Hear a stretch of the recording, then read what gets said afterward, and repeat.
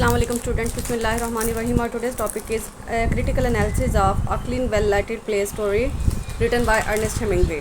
तो इसकी जो थी मैंने आपको समरी जो थी वो करवा दी थी, करेक्टर स्केचेस भी इसके हमने कर लिए थे, तो आज इसका क्रिटिकल एनालिसिस करेंगे. Ernest Hemingway's A Clean Well-Lighted Plays is indeed a writerly text. Writerly text किसे कहते हैं? जिसमें जो है ना, अब जो है ना राइटरली टेक्स्ट और रीडरली टेक्स्ट जो है ना, ये दो बहुत इंपॉर्टेंट टर्म्स हैं. अब रीडरली टेक्स्ट क्या होती है? रीडरली टेक्स्ट वो होती है कि जिसमें जो है ना रीडर कोई रोल प्ले नहीं करता, सिर्फ उसको रीड कर सकता है. मतलब यानी कोई ऐसी टेक्स्ट जिसको आप पढ़ें जिसके जो मीनिंग हैं वो पहले से प्री डिफाइंड हो, उनको आपने एज इट इज़ जो है समझना हो, एज इट इज़ जो है ना वो पढ़ना हो, तो वो रीडरली टेक्स्ट कहलाती है. लेकिन राइटरली टेक्स्ट में जो है थोड़ा अपोजिट हो जाता है. राइटरली टेक्स्ट में ये होता है कि ये जो है जो रीडर होता है ना वो इसको अपनी मर्ज़ी से जो है ना वो कोई भी टर्न दे देता है, अपनी मर्ज़ी से जो है ना इसका मीनिंग जो है एक्सट्रैक्ट करता है, अपनी मर्ज़ी से जो है अपनी थिंकिंग के मुताबिक, अपनी सोच के मुताबिक जो है ना इसके मीनिंग को जो है ना समझता है, अंडरस्टैंड करता है. That is called writerly text. Is said that a writerly text is writer centered. It is the opposite of the readerly text which focuses more on the readers. आगे देखिए, the story also written in third person omniscient point of view. अब ये जो है ना third person के जो है ना पॉइंट ऑफ व्यू से इसको जो है ना लिखा गया है. Still was somewhat difficult to comprehend. थोड़ी सी जो है ना देखने में यानी लगती है कि समझ नहीं आएगी, क्योंकि यानी वो जैसे कहते हैं ना जिसका ना सारा ना पैर है, इस तरह की स्टोरी है. This is perhaps due to the reason that Hemingway's work is economical with words. अब इसकी वजह ये भी हो सकती है कि यानी वो हेमिंगवे का जो ज़्यादातर वो उसका वक्त गुजरता था या ज़्यादातर उसका जो लगाव था ना वो इकोनॉमिकल इश्यूज़ के साथ. According to many Hemingway is known to have a style of being economical with words. He omits words that he thinks are unnecessary. मतलब वो क्या करता है कि यानी उसको जो अपनी राइटिंग में, अपनी टेक्स्ट में जो अल्फाज अननेसेसरी लगते हैं या गैर ज़रूरी लगते हैं ना, वो उनको रिमूव कर देता है, वो उनको जो है ना एक्सट्रैक्ट कर देता है. अगर आपने इसके टेक्स्ट को रीड किया ना तो आपको इस तरह की चीज़ जो है ना वो ज़्यादा अच्छे से समझ आ जाएगी. This was observe as the story was progressing. यानी जैसे जैसे स्टोरी आगे बढ़ती है ना, हमें इस बात की जो है ना पता चलता है कि यानी उसका जो है राइटर ने जो है ना किस तरह से वर्ड्स की ओमिशन की है. 3 major observation were observed as I read the story. First, it was difficult to identify who said what. मतलब सबसे पहले जो ये समझ नहीं आती कि कौन क्या कह रहा है. Because of the lacking dialogue tags, क्योंकि उसमें जो है ना प्रॉपर एक डायलॉग जो होता है ना जिसमें यानी बताया गया होता है कि यानी एक नाम लिख के आगे जो है वो सेमीकोलन लगा के उसका डायलॉग लिखा गया होता है, लेकिन ऐसा कुछ नहीं है इसमें. The readers are momentarily left trying to figure out who is the speaker for that particular line. यानी हम ये जो रीडर्स होता है या जब हम स्टोरी को रीड करते हैं ना, हमें ये समझ नहीं आती कि यानी कौन सा डायलॉग जो है ना वो किसको रेफ़र कर रहा है, किसके बारे में बात हो रही है. Second, it is difficult to keep track of the text because it is not detailed. इसके अलावा इतनी ज़्यादा तफसील में उसने इसके टेक्स्ट को नहीं लिखा. One moment the two writers are still in the cafe talking. कि एक लम्हा में ये होता है कि दो राइटर नहीं, यहाँ पे वेटर्स आएगा. 2 waiters are still in the cafe talking. कि 2 जो वेटर्स होते हैं वो कैफ़े में बातें कर रहे होते हैं. After that the older waiter gets in to a conversation with himself until he finds himself in a bar. और दूसरे लम्हे जो एक बूढ़ा जो है वेटर होता है, बूढ़ा आदमी जो है ना वो वहाँ पे आता है और जो है ना वहाँ पे शराब नोशी के लिए बैठ जाता है. The transition of the scenes was not clear. मतलब ये नहीं पता नहीं चल रहा कि एक सीन से दूसरे सीन में कन्वर्जन जो है कब हो रही है, कैसे हो रही है. Again it would be trace back towards Hemingway style of writing. Minor details for the story were omitted. Transitional devices, filter, function, words etcetera. मतलब उसने इस तरह की जो छोटी छोटी चीज़ें होती हैं ना जिससे एक स्टोरी या एक ड्रामा जो है ना अच्छे से समझ में आता है, अच्छे से उसकी अंडरस्टैंडिंग होती है ना, वो सारी चीज़ें उसने स्किप कर दी हैं. thus making it difficult to catch up with. And lastly the conversation of the characters were something to notice. इसके अलावा फिर जो characters के दरमियान में जो बातचीत होती है वो भी जो है ना नोटिस करने वाली है. How did he do it? He hung himself with a rope. वो मतलब जब उसने पूछा था ना कि उसने यानी खुदकुशी कैसे की थी, तो उसने बताया था बूढ़े वेटर ने कि उसने एक रस्सी के साथ जो था ना खुद को लटका लिया था. Who cut him down? तो उसने किसने नीचे उतारा था? His niece, उसकी भतीजी ने. Why did they do it? उसने ऐसा क्यों किया था? Fear for his soul. क्योंकि वो यानी जो है ना उसे अपनी रूह का खौफ रहता है, क्योंकि वो तनहा रह रहा है कि जो था ना अपनी ज़िंदगी से जो है बिल्कुल एक जो है ना अलग थलग हो चुका है, आइसोलेटेड हो चुका है. The conversation seem unnatural to the readers. अब ये जो बात चीज़ है ना रीडर्स को इतनी ज़्यादा कोई हज़म नहीं होती, इतनी ज़्यादा कोई अच्छी नहीं लगती. It is acceptable in a day to day conversation to answer question with fragments. कि यानी ऐसे लग रहा है कि यानी छोटे छोटे टुकड़ों में जो है ना बात हो रही है, कि कभी कोई बात हो जाती है, कभी किसी टॉपिक को ले लेते हैं. However in the story it is the evident that the exchange of dialogue seems aloof. मतलब यानी इसने जो है ना एक डायलॉग्स की जो प्रॉपर टेक्निक होती है ना उसको यूज़ नहीं किया था. Response to one question is direct to the point of further explanation. कि यानी एक सवाल जब उठता है तो उसका एक प्रॉपर तौर पे जवाब वजाहत के साथ दिया जाए तो समझ आती है ना। There is no real interaction and bond between the characters.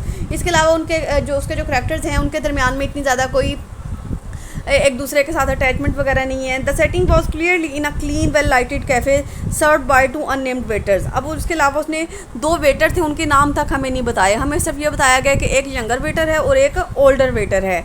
और जो उसकी सेटिंग थी वो एक साफ़ सुथरा सा जो है ना वो वेल लाइटेड सा कैफ़े है। स्पेनिश वर्ड्स सच एज हॉम्बर, कैपिटा, बॉडगस एंड नाडा were use.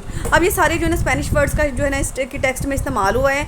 Giving an implication that story took place perhaps in the Spanish speaking country और टाउन, कि जिसको देख के हमें ये लगता है कि ये जो स्टोरी है ना ये या तो स्पेनिश की या फिर उसके किसी मुल्क या किसी टाउन की है। The dialogues also short and unnatural is easy to comprehend.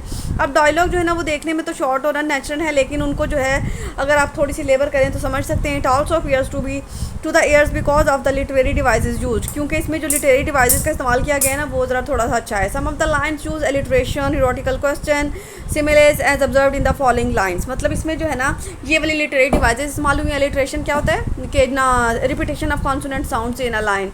इसके अलावा जो है सवाल उठाए गए हैं और इसके अलावा इसमें सिमिलिस जो है कंपेयर एंड कंट्रास्ट किया जाता है, उनको इस्तेमाल किया गया है।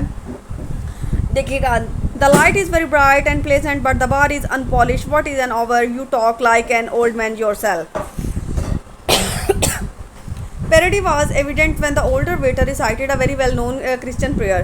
और इसके अलावा जब यानी जो ओल्डर वेटर होता है ना वो एक क्रिश्चियन प्रेयर उनकी जो हम वगैरह होती है ना उसकी जो है उसको ज़ोर से पढ़ता है। Replacing some words with words nada which means nothing. और इसके अलावा यानी जब वो लाइफ की फिलोसफी को बयान कर रहा होता है ना वो वर्ड नाडा यूज़ करता है। नाडा भी जो है ना स्पेनिश लैंग्वेज का वर्ड है और इसका मतलब होता है नथिंग। मतलब ये बार बार जो है ना इसमें यूज़ करता है वो अपनी स्पीच में, अपनी हमद में, अपनी रेसिटेशन में। और नाडा हु ऑट इन नाडा, नाडा be thy name, thy kingdom नाडा, थाई विल बी नाडा इन नाडा। ये तो थोड़ी मुश्किल है लेकिन इस कोटेशन को जो है ना आपको एज इट इज़ याद करना पड़ेगा। लेकिन जहाँ जहाँ पे नाडा का वर्ड आ रहा है उसका मतलब नथिंग होगा। और डेली नाडा एंड नाडा अस फॉर नाडा एज वी नाडा और नाडाज एंड नाडा अस इनटू नाडा बट डिलीवर अस फ्रॉम नाडा। And this is also the repetition of lines. और यही जो है ना इसी यानी ये बार बार वो वर्ड्स की रिपीटेशन को उसने यूज़ किया है, लाइन्स को रिपीट किया है। The construction of text is simple, the sentences are short and choice of word is simple as well. कि यानी उसके जो सेंटेंसेज हैं वो भी शॉर्ट हैं और बहुत से सादा से स्ट्रक्चर में उसने लिखे हैं। The events occurred in one single night told in a linear वे। मतलब एक ही रात के वाक़यात को ना उसने एक पूरी कहानी की सूरत में बयान कर दिया है।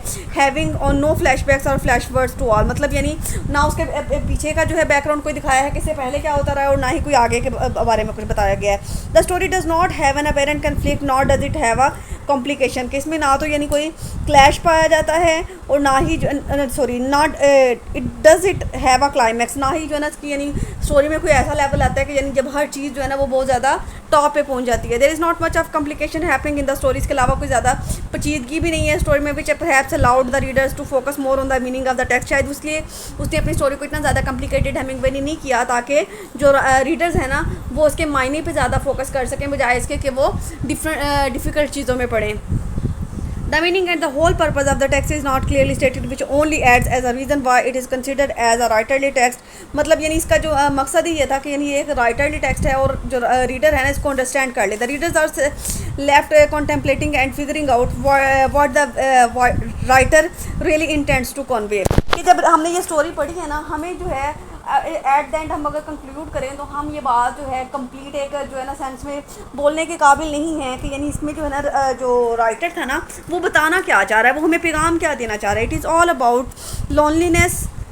क्या ये सिर्फ तन्हाई की बात कर रहा है? Is it all about solitude? क्या वो तन्हाई के बारे में जो है इसने स्टोरी लिखी है? और it is really about nothing, या फिर ये ज़िंदगी के जो है बेकार होने के बारे में या नथिंगनेस के बारे में लिखी है? So many interpretations can be made from this story. मतलब हम इस तरह की जो है ना इंटरप्रिटेशंस कर सकते हैं, लेकिन नथिंग इज़ शोर डैट के what is the writer's intention to convey the message. It is not the ordinary type of story. ये कोई आम किस्म की कहानी नहीं है दैट रीडर्स रीड, जो कि अक्सर रीडर जो है ना पढ़ा करते हैं। इंडिट इट इज़ समथिंग न्यू। ये कुछ जो है ना नया इंट्रोड्यूस करवाना चाहा है। In the nutshell we can say that Ernest Hemingway a clean well lighted place showed 2 different personalities के दो जो है ना अपोजिट पर्सनैलिटीज़ हमने दिखाई जिनके बारे में हमने कल पढ़ा था, एक यंगर वेटर और एक ओल्डर वेटर। और one young and one old one is impatient while other one is the slow paced, यानी एक जो है बेसब्रा है और एक जो है ना बहुत ज़्यादा धीमे मिजाज का है। One is confident while the other one is not, एक जो है बहुत ज़्यादा पूरा एतमाद है लेकिन दूसरा नहीं है। Perhaps this was his reason for not naming the two characters, शायद यही वजह है कि उसने इन दोनों करैक्टर्स के नाम नहीं बताया, सिर्फ और सिर्फ हमें ये कह दिया कि एक यंगर वेटर है और एक ओल्डर वेटर है। It was purposefully to that readers would focus more on their contrasting traits, the meaning instead of the text। मतलब यानी इसका ये रीडर जो है ना उनका जो ज़्यादातर फोकस है ना वो इसकी खसूसियात पे रहता है बजाय इसके कि वो टेक्स्ट के मतलब उसको समझने की कोशिश कर रहे हैं। It's meaning is not clearly stated, इसका जो मायने है ना वो साफ साफ हमें नहीं बताया गया। बट नाडा है something to do with it, लेकिन नाडा जो है ना वो उसका कोई ना कोई इसमें रोल ज़रूर है क्योंकि उसने बार बार राइटर ने इसको यूज़ किया है। As it was repeated several times in the story the text touches more on the life of a person and how the feeling of nothingness affects a person, कि यानी एक इंसान की ज़िंदगी में जो तन्हाई होती है या नथिंगनेस होती है, जब यानी उसके पास उसकी ज़िंदगी का कोई मकसद नहीं बचता, उसकी ज़िंदगी में कोई नहीं होता, वो तन्हाई का शिकार हो जाता है, तो वो कौन कौन सी सफरिंग्स को जो है ना बियर करता है। And how that person views the world and nothing around him, कि किस तरह से जो है ना वो अपने आसपास की दुनिया को देखता है और किस तरह से जो है ना उनको महसूस करता है और क्या उसकी फीलिंग्स होती हैं, सारी चीज़ें जो है ना वो हमने इस स्टोरी में पढ़ी हैं। आई होप सो कि आपको इसके क्रिटिकल एनालिसिस की समझ आ गई होगी। But if you still find any ambiguity feel free to ask me. Take care, अल्लाह हाफ़िज़।